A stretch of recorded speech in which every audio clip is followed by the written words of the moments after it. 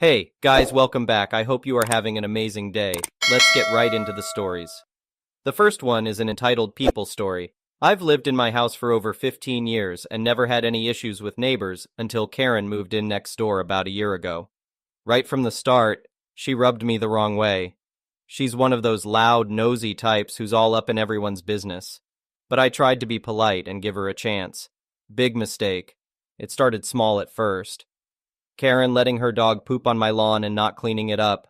Karen deciding my fence was on her property line and attaching things to it without asking. Annoying things, but I let them slide. Then, about 2 months ago, she came knocking on my door saying she was having a big garage sale and needed to put signs up on my lawn.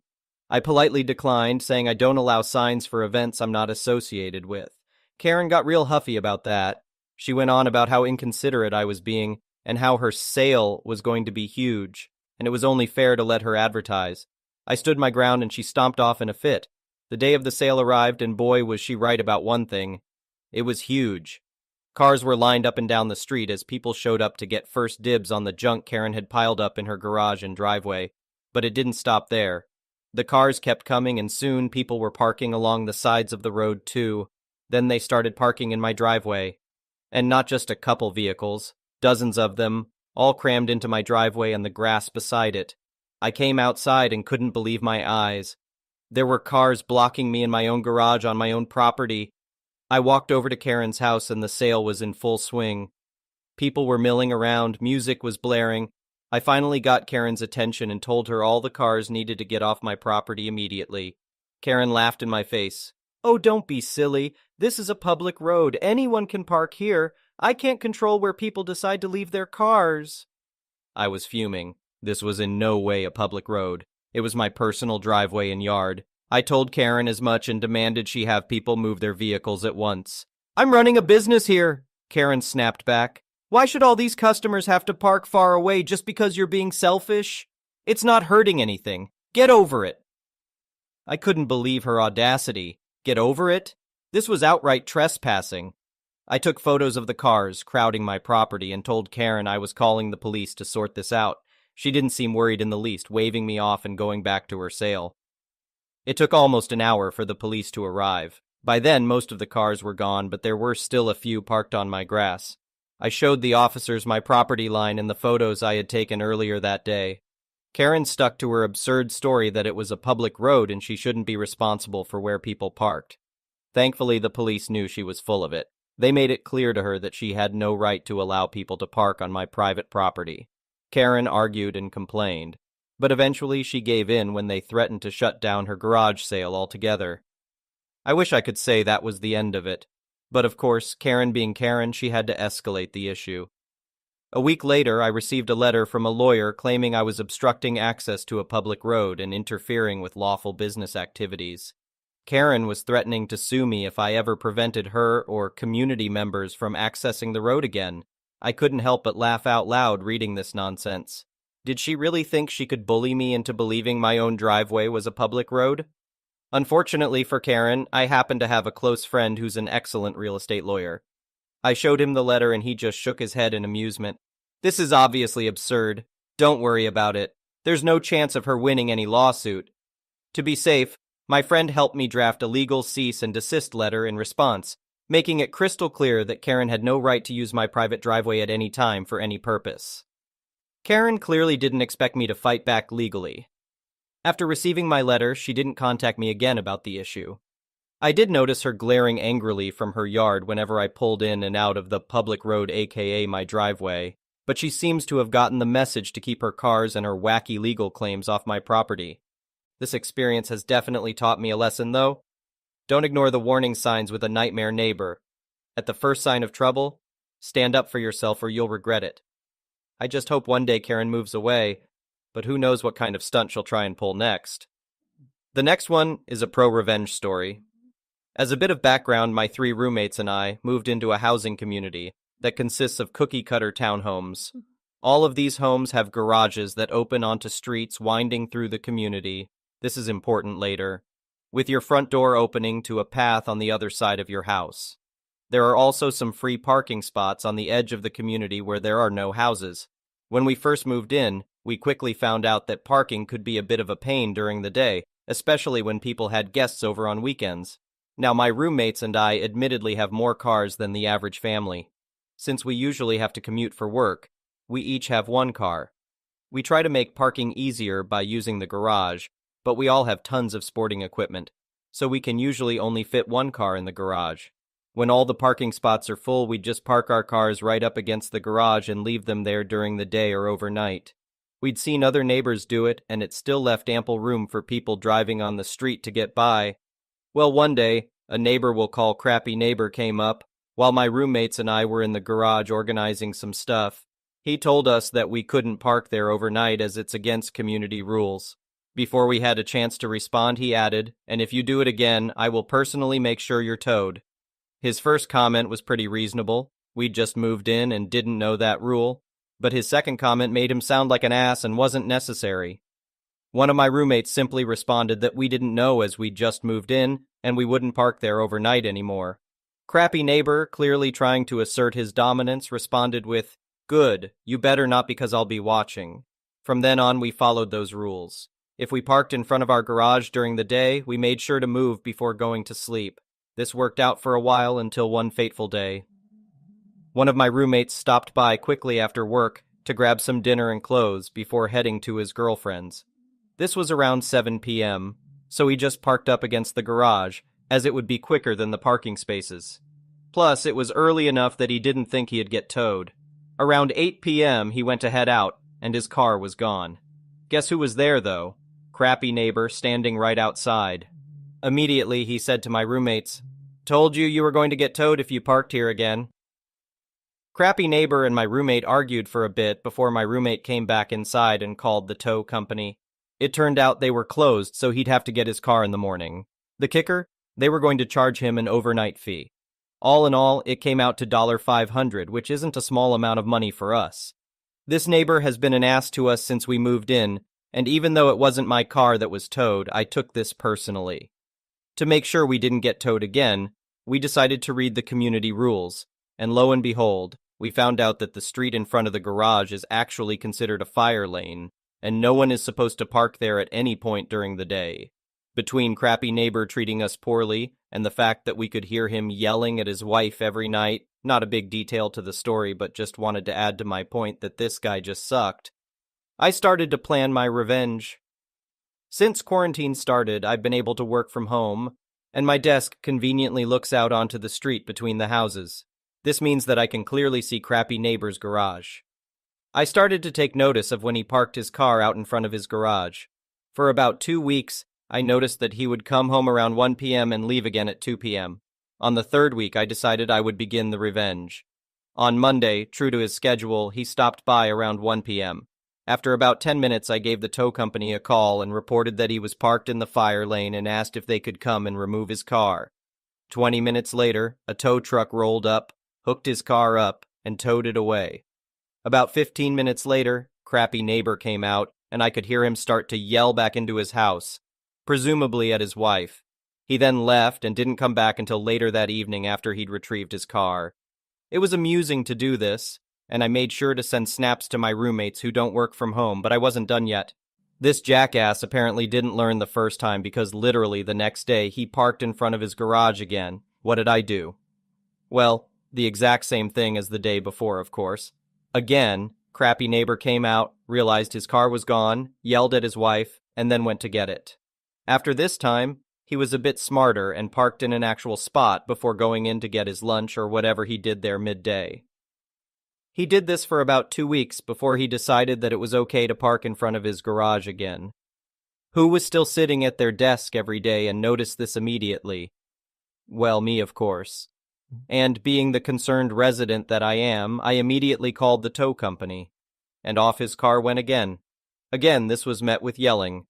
I wish this had a more satisfying ending, but after this third time, I decided I would stop because I genuinely felt bad for his wife, whom he seemed to yell at as if it were her fault that he was a dumbass. What I can tell you is that it definitely cost him over $1K.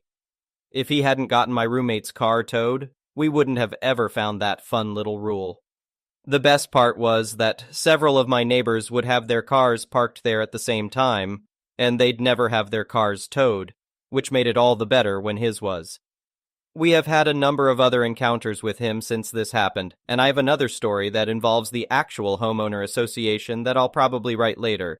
That one is still ongoing though, so we'll see how it ends up. The next one is a petty revenge story. It was January 2022. A new wave of COVID hit, and it devastated the workforce in the major cities here. On average, about half the workforce for any industry was homesick for about a week at the same time. Shelves in supermarkets weren't stocked because there weren't enough workers to keep them full. The number of bus routes was cut in half. The list goes on.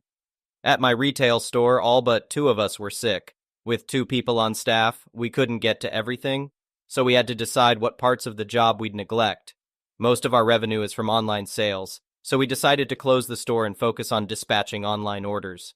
We still had to answer phone calls and emails, though, so we were very stressed. This was only happening in the major cities, of course. More rural locations dodged the major disruptions. One day I got a call from a customer. He placed an online order the day prior, paid for express post, but noticed it hadn't been sent. He called, asked why it hadn't been sent. I looked on his account and saw he lived in a rural town hours away. This was the conversation. Customer: Hi, I placed an order yesterday with express post. Why hasn't it been sent yet? Me: I'm very sorry, but there are only 2 of us on staff because of COVID, and we are doing the best we can to keep up with the online orders. Customer: But I paid for express. Me: Yes, and as I explained, there are only 2 of us on staff. We've had to close the store, and there are a lot of orders to pack, which we do from oldest to newest. We're trying our best. Customer: Well, your best isn't good enough. I paid for express. It should have been sent out by now. My best wasn't good enough? What an absolute piece of work. At this point, I had dealt with enough stress, so I let him have it. Me: Paying for express doesn't mean we pack the order faster. It means that once the courier has it, they deliver it to you faster. That extra money you spent doesn't go to me or this company. It goes to the courier. There are orders older than yours. They have priority as they have waited longer than yours and will be packed first. Customer: I don't care. You need to ship it today. Me: I can't promise that. Do you have any idea what COVID has done to the workforce here? Customer: No, and I don't care. If you don't ship my order today, I promise I'll never shop with you again. I genuinely laughed out loud at that. Me: I literally could not care less. It's no skin off my nose. At that point, I hung up. For the entree of my revenge, I purposely skipped his order even though I caught up to it. It got sent the next day. The main course, though, was quite satisfying. I blocked his account so he couldn't shop with us again. He promised he wouldn't, so I wanted to make sure he didn't break his promise. He tried to, though. He made another account. I recognized the name and confirmed it was him through the shipping address. I canceled the order and processed the refund. For revenge's dessert, I did something truly petty. When you process a refund, you reverse the payment made by the debit card. You can put a note in it when you do so the customer knows why that money is reappearing in their bank. The note I put was, to help you keep your promise. The next one is a malicious compliance story. A few years ago, I worked at an exotic car dealership. We were the largest in the world for our brand, which will remain nameless for this post. And the exotic car side was managed by one of the owners, a manager we'll call Jim, and 2 others my age, who did most of the grunt work with me. We sold cars in all 50 U.S. states and would ship them wherever they needed to go. We all worked on every deal and were paid based on the profit of the dealership, not individual sales. Jim was a major kiss-ass to the owner who oversaw our department. He wasn't good at his job, but he was good at playing the game needed to stay on the owner's good side. He treated myself and the other younger guys poorly and tried to do as little work as possible. He was openly racist, openly sexist, and knew nothing about the cars we sold or their main competition. Jim's main responsibility was to send out all paperwork to customers and make sure everything was set so we could release the car. A big part of this was making sure the car was registered before shipping it out if they financed through the manufacturer's financial arm. Most did for a slight discount. This often meant sending all registration paperwork to the customer to go register it locally. Jim was the only one allowed to do this, as our manager had inherent distrust for the younger guys, even though we genuinely did great work. You don't get to hash one in the world for your brand if we weren't doing a good job. Well, when the owner wasn't there, Jim would often do nothing all day and then send some paperwork right before the end of the day. On the day things came to a head, he spent the morning shopping for pellet smokers and a cruise for his family to go on, and kept interrupting me to show me the different options he was looking at. Meanwhile, I was handling 2 in-person deliveries and dealing with all showroom traffic.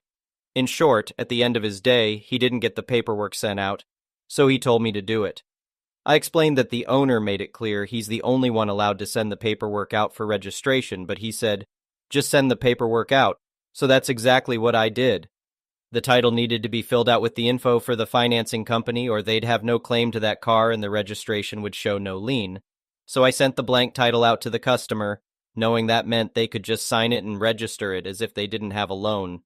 The customer noticed and asked my manager why he left the lien holder off the title, but CC'd our whole department. The owner saw this and freaked out, shouting at my manager, saying, "How could you mess this up? It's so simple," which led to my manager having to admit he interrupted my actual work to make me send it out while not clarifying that he hadn't even filled out the title yet and that I had to do that. They sent an overnight envelope to the customer to send it back to us, then we had to overnight it again once we filled it out. He got an earful, and the owner never let him live it down. I quit and moved into software sales, network monitoring, code-level app security monitoring, and I'll never work in a dealership again. The next one is an entitled people story. Since there's only a week left of summer, I decided to take the kids to the local amusement water park today. As I've gotten older, the rides have gotten a little tougher on me. In addition, my daughter tends to get motion sick rather easily. I don't like the way motion sickness pills make me feel, so I always take a Ziploc baggie full of ginger candy along to prevent and soothe nausea. Today I had chewy mango ginger candies, hard plain ginger candies, and hard lemon ginger candies. For those who've never had ginger candy, it is spicy. The lemon ginger is probably the mildest. The plain ginger is just plain hot. The mango ginger are sweet and spicy, but they also stick to your teeth like crazy. They're definitely an acquired taste. As we are standing in line for the log ride, I pull out my baggie. I choose a lemon one, as does my son, 13. My daughter, 12, asks for a mango one. While I'm fishing a mango one out, I hear the kid in front of us tell his mom that he, around 7-ish, wants some candy. His mom distractedly says she doesn't have any candy. The boy says, "But she does." He turns to me and asks for one. I tell him I don't really think he'd like my candy. By this time, his mom has focused on the interaction. As the kid starts to whine that of course he'd like my candy, his mom just huffs and says, "You've got a whole baggie. Can't you give him just one? Come on, don't be greedy." "Oh, you said the magic word there, lady." I say, "All right," and dig out a lemon one. I'm not completely heartless. That's when the kid whines that he wants mango. Mango is his favorite. I tell him lemon is better, but he insists on mango. I tell him it's kinda sticky as I hang it over. The kid rips it open, shoves it in his mouth, gets in 3 quick chews while my kids stare at him. Then he actually starts to taste it, and a look of horror comes over his face. He screams and tries to spit it out. He's jumping around and flapping his arms. His mom is panicking and asking what's wrong. He's screaming that it's bad and it's hot and he wants it out. His mom tells him to spit it out. That's when I pipe up with the very helpful, "It's really sticky. What's left is probably stuck in his teeth. He'll have to wait for it to melt off if he doesn't want to chew." The mom looks at me in disbelief and shrugs. Then she asks what in the hell I gave her son. Probably should have asked that sooner, lady. I answer, "Ginger candy, it's good for nausea." I'm pretty sure I'd be dead if looks really could kill. We gotta move up in line 2 spaces though because she whisked her kid off to a water fountain. I'd like to think the kid will think twice about demanding things from strangers. Plus, it was entertaining. Overall, the kids and I counted it as a win. Thank you for watching. I would really appreciate it if you could like the video and subscribe to our channel if you haven't already. We'll see you again tomorrow. Alright, everyone's presentations are done. Nick, the manager, said as he tried to move the discussion forward. Excuse me, I haven't. I recently found out something. Nick interrupted me and began to speak. There's apparently someone in this department who didn't graduate high school and is just a part-timer. Meetings should be for employees only. Absolutely right. His lackey, Mike, of course, agreed with Nick. I'm leaving.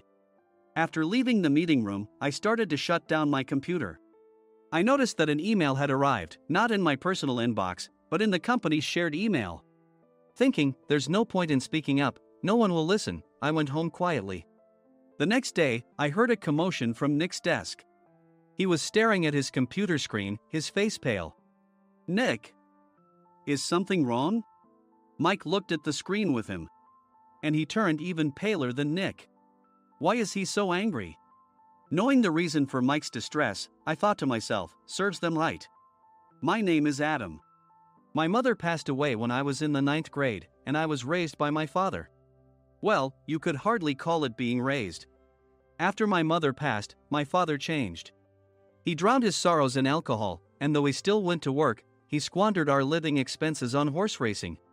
Because of that, I had to start working part-time as soon as I entered high school. Every month, I went to the convenience store with bills in hand that couldn't be auto-deducted from my father's account. Even though I endured it because I didn't want to be alone, I reached my limit in my second year of high school and dropped out. I found a live-in job at a distant inn. Thank you for everything. The day I left home, my father, still staring at the TV, spoke. Take care. That was our last conversation. Back then, 18 wasn't the age of majority, so I needed my father's permission to work, and I couldn't hide my place of employment. Yet, my father never visited me even once. I kept working just to survive, and before I knew it, I was 42. Years of hard work paid off, and I was transferred to the headquarters. I was thrilled to be recognized by the company, as I thought I'd be working in the field until retirement due to my lack of formal education. Listen up. Our work can change the future of our employees. Don't drag us down.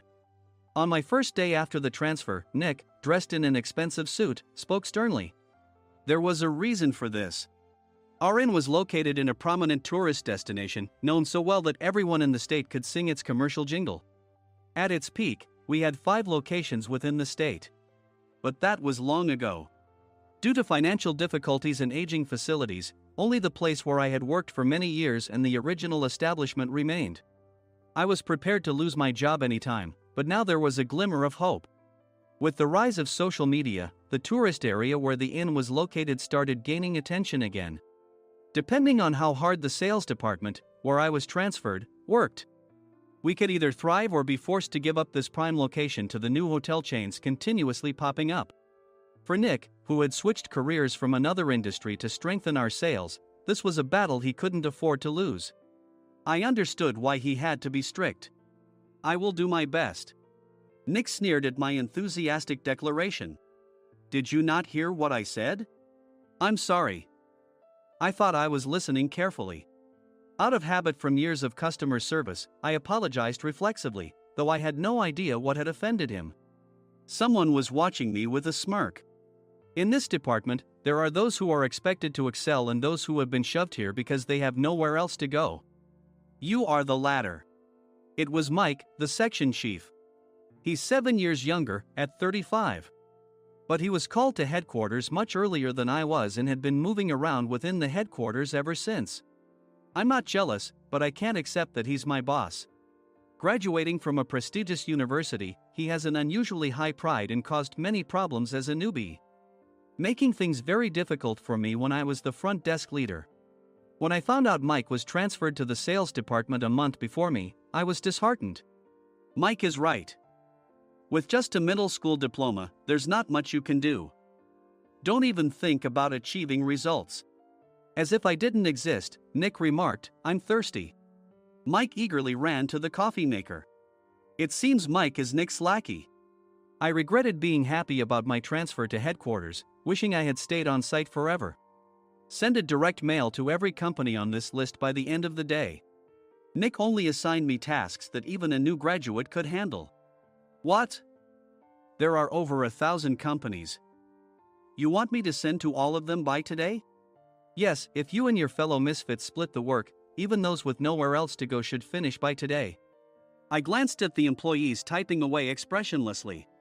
They were worn out from customer service, only thinking about leaving on time, or were women reassigned after having children, with zero motivation for work. Even Sam, a new graduate from the same university as Mike, who was supposed to be among the expected achievers, had no enthusiasm for the job, having joined the company wanting to do customer service. I don't care what they say, I plan to quit any time, he said. Only Nick and Mike were highly motivated, making all the decisions between the two of them. I originally only wanted to work at the inn to survive and had no particular attachment to this job. I swallowed my words, thinking I had no right to reprimand them. About a month after the transfer, Nick told us with a frustrated look. To commemorate the 50th anniversary, we've decided to create a plan exclusive for one group per day. Originally, Mike and I were supposed to come up with it, but our president, Mr. Thompson, insists on hearing everyone's opinions. So, you all get a chance. As Nick explained, Mike began handing out prints. Make sure not to embarrass Nick. If your ideas are half-baked, you'll have to redo them. It seemed that they had printed his handwritten notes by Mr. Thompson, which included several questions and a section for free responses. It made sense why Nick had to seek our input, given that all responses had to be submitted to Mr. Thompson. We were given a week to think about it, and a meeting was scheduled to compile our ideas. My plan is to let guests enjoy both the old and modern America. Nick began the presentations. Guests would watch a master confectioner at a nearby traditional sweet shop make sweets in front of them. The welcome drink would be premium tea in a bottle. Nick's plan was certainly attractive. After his presentation, Nick called on us to present in the order we were seated. Just as I stood up for my turn. All right, everyone's presentations are done. Excuse me, I haven't. I recently found out something. Nick interrupted me. There's someone in this department who didn't graduate high school and is just a part-timer. He was likely talking about me. I joined the company as a part-timer and was made a full-time employee when I turned 20. That was 20 years ago, so Nick and Mike probably had no chance to know until recently. Meetings should be for employees only. Absolutely right. After that, Nick kept creating opportunities to solicit everyone's opinions, purposefully excluding me from speaking. The meeting unexpectedly heated up and went past the scheduled end time. A few people asked to leave, and the discussion continued with the remaining few. Still here? Normally, you'd leave in that situation. Though I had no attachment to the job initially, hearing kind words from customers made me want to make them happier. For someone like me, with nowhere to go, the inn was my home and customer service was my life. I felt pathetic about my current self. I'm leaving. I left the conference room and started shutting down my computer. I noticed an email had arrived, not in my personal inbox, but in the company's shared email. Thinking no one would listen to what I had to say anyway, I quietly went home. The next day, while preparing the DM as instructed, I heard a commotion from Nick's desk. In his haste to stand up, he hit his knee on the desk. He stared at his computer screen, his face pale. Nick! What's wrong? Mike, thinking he should be the first to rush over, approached Nick while still wearing his coat. He peered at the screen with Nick. And he turned even paler than Nick. Why is he so angry? Who is responsible for this company? Nick, more irritated than ever, asked, and Mike answered without checking. Probably Sam. Sam wasn't there because he was attending a morning training session for new hires. Nick gave up on getting angry and returned his gaze to the screen. They were looking at an email that arrived right after the end of the working day yesterday. Apparently, no one, including me, had checked it before leaving. The email was from a large company that used us for their annual employee trips. The president and executives of that company also frequently used our services personally.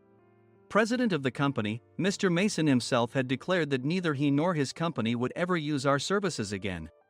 Well, some companies cancel their employee trips or stop using our services due to financial struggles. Let's just move on. Mike kept wiping the sweat from his forehead with a handkerchief.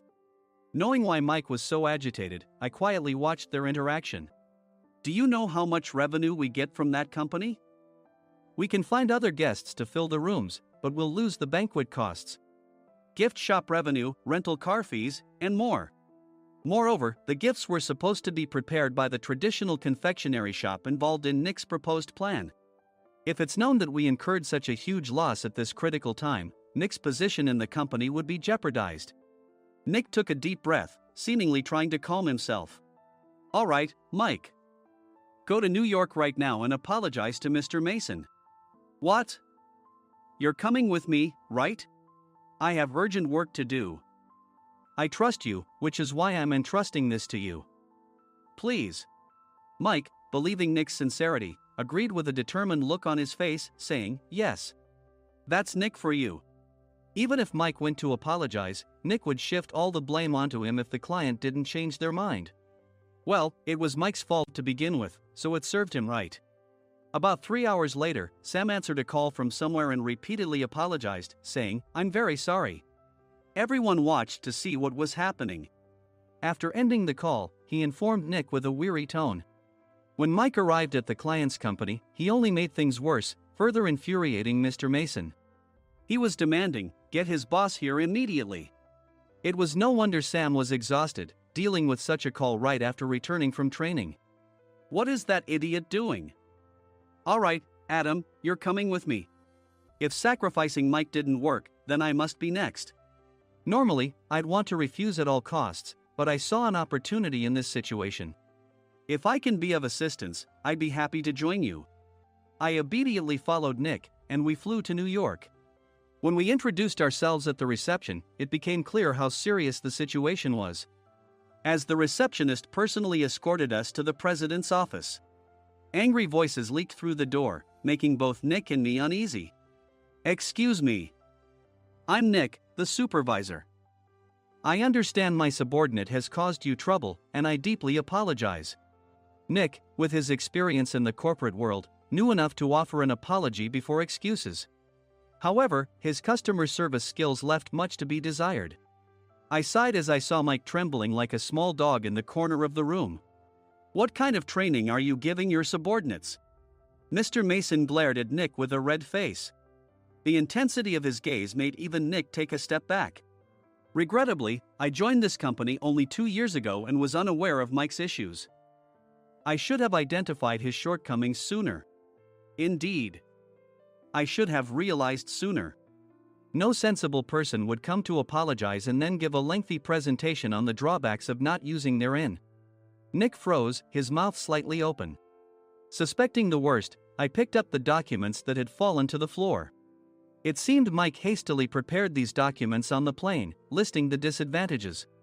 Disadvantage 1: if you change the venue for the company trip, employees might suspect it's for cost-cutting reasons, leading to a negative impression. Reading it aloud half-jokingly, Nick snatched the papers from my hand and checked the contents with a furious expression. Among the stack of documents was a receipt from a nearby convenience store's copy machine. I felt a pang of dread, hoping he hadn't shown the receipt as well. What do you think he said when I asked what kind of nerve he had to do this?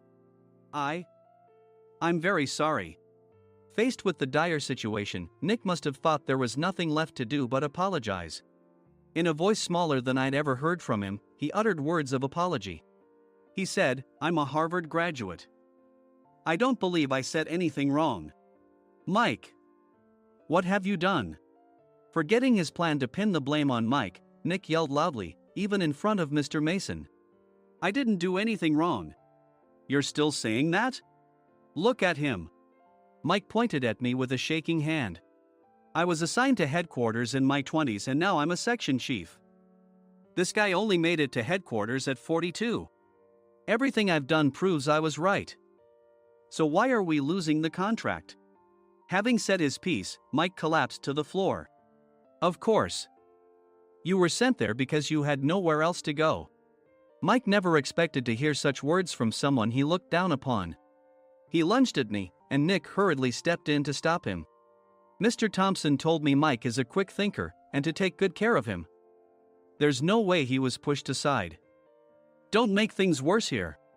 He didn't say quick thinker, he said only quick-witted, didn't he? I don't remember that part. I recalled the many troubles Mike caused when he was a newbie. When Mike was on the front line, his pride was so high that he never apologized to customers. Customer service, especially in our job, doesn't work alone. It brings both good and bad situations. If the front staff or housekeepers made mistakes, or the cleaning company didn't properly clean a room, one had to apologize to the customers regardless of personal fault. Mike, in such situations, would never apologize, insisting he wasn't at fault. This often angered customers, and as the front desk leader, I frequently had to apologize on his behalf. He caused complaints and disrupted operations, which is why he was quickly moved to headquarters. In departments where he didn't interact directly with customers, his quick thinking was beneficial and things went well. But it seemed his flaws were starting to show. Corporate reservations are supposed to be entered into the system by the sales representative. But a quick check yesterday revealed that more than 10 items were missing from the client's reservation. The handover document clearly stated what needed to be prepared. Why didn't you enter it into the system? Why do we have to give them special treatment? Filling rooms near the banquet hall, setting up all the food in advance. Specifying the brand of wine, they're too demanding. No wonder he always angered customers, I thought, feeling a headache coming on. Grouping them in rooms near the banquet hall is for our benefit too. It makes it easier for the staff to set up beds and serve breakfast since everyone's schedule is synchronized. As for the other requests, Mr. Mason suggested them to lighten our load. I didn't know that. Nick finally seemed to realize that Mike was the one who had angered the client. What did you say to them? I just told them we wouldn't give them special treatment anymore. We shouldn't waste effort on things that don't bring in money. I was utterly exasperated at his lack of understanding of customer service. Of course, we shouldn't comply with unreasonable demands. But carrying over successful practices from past stays makes customers feel remembered and enhances their experience. Good memories encourage repeat visits. That's part of our job. I looked down at Mike, who was sitting on the floor. In our job, nothing is a waste. Mr. Thompson likely moved you to the sales department, hoping you'd finally understand this. How do you think he feels now that you've failed to meet his expectations? Mike, tears in his eyes, fled the president's office. I was amazed he still hadn't apologized. You have it tough, Adam. It's okay, we're all employees of the same company. I deeply apologize for this disrespectful incident. Especially after all the care you've shown us. If it weren't for you, Adam, I really would have stopped staying here. When I heard you were moving to the sales department, I was willing to reconsider if you handled it. Seeing us talk so amicably, Nick's face contorted. Do you two know each other? Adam's service is excellent. I always requested him specifically. Normally, we don't accept specific staff requests, but we made an exception for Mr. Mason, adjusting my shifts accordingly. He had personally stayed at our hotel just before my transfer, and during casual conversation, I mentioned, I'm moving to the sales department soon. If I hadn't told him then, things could have been much worse. Please continue to take care of us. I look forward to it. On the return flight, Nick awkwardly offered me a can of beer. It's still working hours. Of course, I had no intention of forgiving him for a single beer.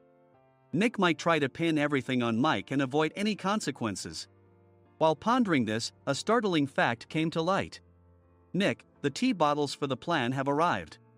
I handed Nick a bottle labeled with our inn's name. They look good. What are you talking about? These are plastic bottles. I had assumed we would use the trendy, high-end bottling tea.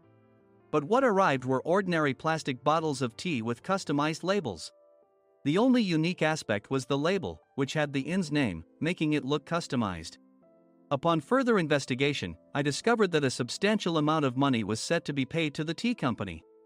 It was priced like bottling tea. Does this plastic bottle really cost $100 each? The tea inside is specially blended for us. The extra cost is for that. Wouldn't it be better to use another tea company? Or is there a specific reason we must use this one? As Nick continued to make excuses, I showed him a printed email. I informed the tea company's president, Mr. Mitchell, that we discovered irregular payments and he confessed. He said you two were high school classmates and planned to split the extra money. That idiot. Why did he confess? That's not important. You should worry about yourself, this could turn into a police matter. Opening the bottle cap, I suggested. How about calming down with this tea? It supposedly has a relaxing effect. Nick drank the tea frantically. In the following days, decisions were made about their fates. Mike was reassigned to the General Affairs Department, with no chance of transfer or promotion, as per Mr. Thompson's orders. As for Nick, since the payment to the tea company hadn't yet been made, he narrowly avoided legal trouble. Instead, he was encouraged to leave the company, and to avoid further complications, Nick submitted his resignation. Rumor has it that connections between HR departments have made it difficult for him to find new employment. Even though it was good to have those two gone, something unexpected happened in the sales department. Everyone became motivated and united in refining the 50th anniversary plan. In the end, my plan was adopted. We collaborated with the Tourist Information Center to provide personalized guides. The plan, tailored to the number of guests, was truly special for the 50th anniversary. Hey, is Adam's family coming to stay? I immediately booked that special plan for my family. Sam noticed it on the reservation list and quickly picked up on it. Yes, I'm inviting my father. That's great. I might invite my parents too. I lacked the courage to face my father just as Adam. But here, with the confidence Mr. Mason praised, I felt ready. The 50th anniversary plan was a perfect opportunity to reconnect with my father. I hoped to bring back the days when we could laugh together as we once did.